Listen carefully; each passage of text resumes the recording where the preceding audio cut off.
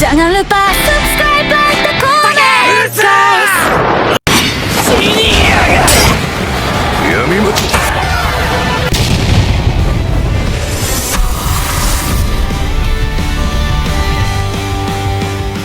Jangan lupa. Melanjutkan chapter sebelumnya, latar pun bergeser ke wilayah Altia. Di dalam kereta kuda yang bergoyang lembut, Loria duduk termenung. Wajahnya dipenuhi frustasi. Ia sudah menduga bahwa Alan bukan orang yang bisa diremehkan. Seorang bangsawan bawah tanah dengan tatapan sedingin ayahnya. Ia sadar bahwa memusuhinya adalah kesalahan yang besar. Meski Alan merupakan satu-satunya harapan yang tersisa, ia tahu pria itu takkan pernah menyetujui perjanjian yang merugikan. Loria sendiri telah dikeluarkan dari garis keluarganya oleh saudara-saudaranya. Kini, ia tidak memiliki apapun. Hidup hanya karena belas kasihan sang ayah. Kebingungan melanda pikirannya, tak tahu langkah apa yang harus dia ambil. Begitu kakinya melangkah masuk ke rumah, teriakan panik dari pelayan mengejutkannya. Pelayan itu berlari sambil berteriak, "Nona Filin dan Tuan Gig telah bunuh diri." Sontak wajah Loria memucat. Ia terkejut bukan main. Orang yang tadinya siap mengkhianati keluarga mereka sendiri justru memilih mengakhiri hidup begitu saja. Hal yang benar-benar tak masuk akal baginya. Dengan suara gemetar, ia segera menanyakan kabar kakaknya, Talian dan Maria. Tiba-tiba dari salah satu ruangan terdengar jeritan pelayan yang melengking panik. Loria segera berlari ke arah sumber suara itu. Sesampainya di sana, pemandangan mengerikan langsung terpampang di depan mata. Timalian dan Mariane saling menusuk satu sama lain.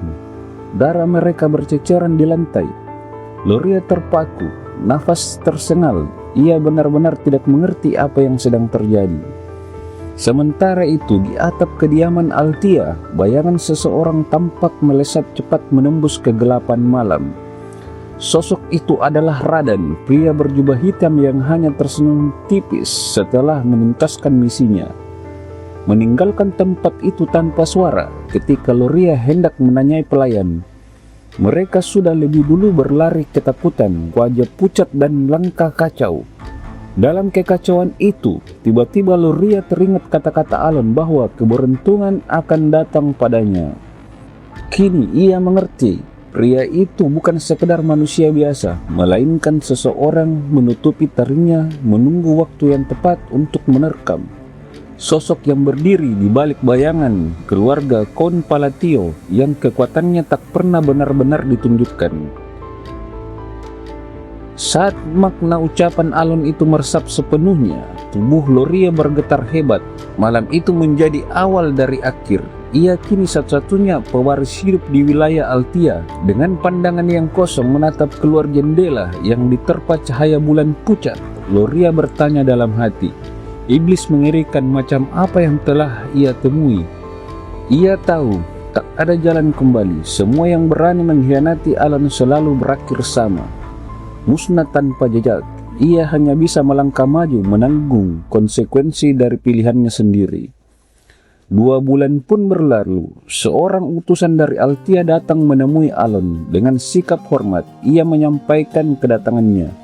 Atas perintah Duk Altia, pelayan itu menyerahkan sebuah kotak berukir, sebotol serna wine anggur legendaris yang harganya mencapai ribuan gold. Alon tertegun, ia tak menyangka bisa melihatnya secara langsung. Ia membuka surat yang disertakan di dalam kotak itu. Dari isinya, Alon segera tahu bahwa pengirimnya bukan seorang Duk, melainkan putri bungsu keluarga Altia, Loria. Ia sempat bingung, tak mengerti mengapa wanita itu tiba-tiba mengirimkannya hadiah semahal ini. Bahkan merasa bersalah karena dulu menolak membantunya. Alon pun kemudian menanyakan kepada sang utusan apakah hadiah itu benar-benar ditujukan kepada dirinya. Utusan itu mengangguk hormat menjelaskan bahwa sang Duk sendiri yang menyiapkan anggur tersebut dan memerintahkan agar dikirim langsung kepadanya. Alon tercengang, ia baru menyadari sesuatu. Putri bungsu Loria kini telah menjadi Duk Altia yang baru. Sorotan kini bergeser ke Loria yang tengah menekuni pekerjaannya. Ia menunduk di meja lalu meregangkan punggung karena lelah. Setelah ayahnya meninggal karena sakit, ia dinobatkan sebagai Duk Altia berikutnya. Padahal dulu ia bahkan tidak diizinkan masuk ke ruangan penting ini sebelumnya. Meski kematian saudara-saudaranya terjadi mendadak, Loria terhindar dari kecurigaan. Berkata alibinya di pesta malam itu, ia masih ingat saat organisasi rahasianya dihancurkan oleh saudara-saudaranya. Ketika kembali ke rumah, ia merasa telah kehilangan segalanya. Rasa merinding menjalar di tubuhnya saat menyadari bahwa Alon memanfaatkan kesempatan itu dengan sempurna. Kala itu Alon memang menolak permintaannya di depan umum, namun setelah itu segalanya terselesaikan begitu rapi seolah sudah direncanakan. Dalam hati Loria bertanya-tanya seberapa jauh langkah pria itu. Ia bahkan belum memberitahu kabar kematian ayahnya, namun Alon sudah bergerak mendahulinya.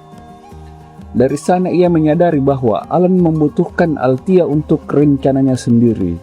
Meski kini ia telah menyatukan seluruh organisasi bawah tanah di Altia, kekuatannya masih belum sebanding dengan kekuatan misterius pria itu. Artinya, Alon menginginkan sesuatu yang lain, bukan kekuatan, melainkan reputasi Altia, nama besar yang mengendalikan dunia politik dari balik bayangan.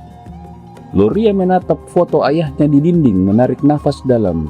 Ia bertekad untuk fokus pada tanggung jawab barunya dan yakin penyelamatnya akan segera menghubunginya lagi. Ia berharap hadiah itu bisa membuat pria itu senang. Sorotan pun bergeser ke ruangan Alon di mana utusan Altia baru saja berpamitan. Sementara Loria menganggap Alon sebagai penyelamat, Alon sendiri justru tampak kebingungan. Wanita yang dulu selalu terancam kini tiba-tiba menjadi Duk Altia. Ia merasa ada sesuatu yang tidak beres di balik semua ini. Singkat cerita, beberapa bulan pun berlalu, tepatnya 5 tahun sebelum awal mula kisah aslinya. Evan berlari tergesa memanggil Alon, suaranya memantul di sepanjang koridor.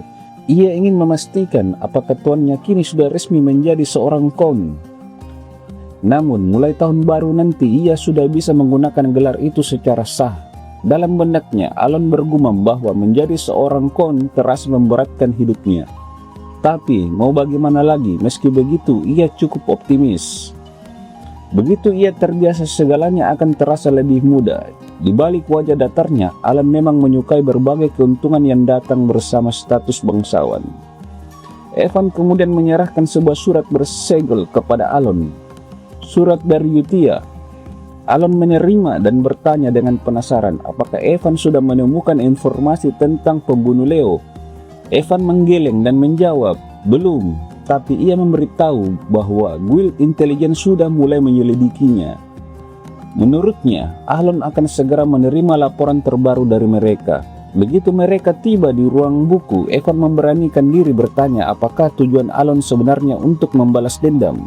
Alon terdiam sejenak, pikirannya melayang. Ia merasa perbedaan besar yang kini dirasakannya mungkin adalah hasil dari campur tangannya sendiri terhadap alur game ini.